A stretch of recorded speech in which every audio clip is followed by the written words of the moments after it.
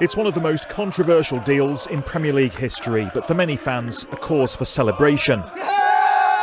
These are the scenes at St James's Park today after news that a £300 million Saudi-led takeover of Newcastle United was finally complete.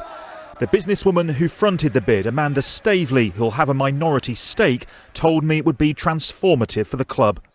We think that Newcastle United needs, a great deal of investment. We want to invest in the community, in the academy, in the infrastructure, not just in players and the business itself, but at every level. 80% of the club will now be owned by Saudi's sovereign wealth fund, chaired by the country's crown prince. A deal collapsed last year amid Premier League concerns at possible state control of the club, but today it said assurances had been received and a dispute over alleged Saudi TV piracy has also been resolved. The news brings to an end a turbulent era for the club, the fans increasingly disillusioned with the 14-year reign of Mike Ashley. And it will be no trophy for Newcastle United. The retail tycoon blamed for a lack of investment and ambition. We want Ashley out! We want Ashley out! It's just sort of a bit of a relief. It's like a kid on Christmas morn. I don't know my birthdays and how many Christmases I'll come at the same time. Just chuffed. I think it'll have a massive impact. They'll get the money put into place hopefully, and hopefully we'll win some trophies.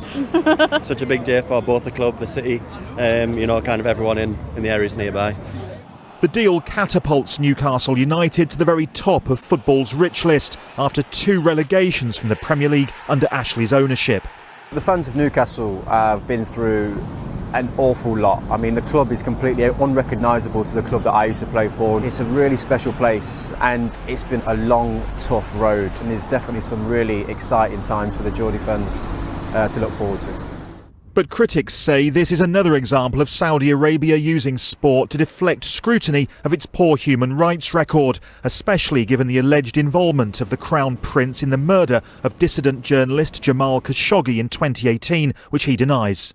It represents the clearest attempt yet by Saudi authorities to clean up their tarnished international human rights record via the route of purchasing a top-flight football club.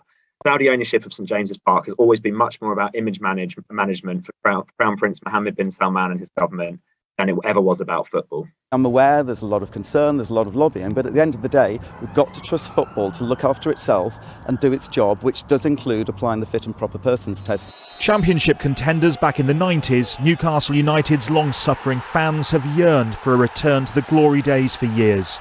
The concern, however, is that those now at the helm may prove even more controversial than the man they've bought from.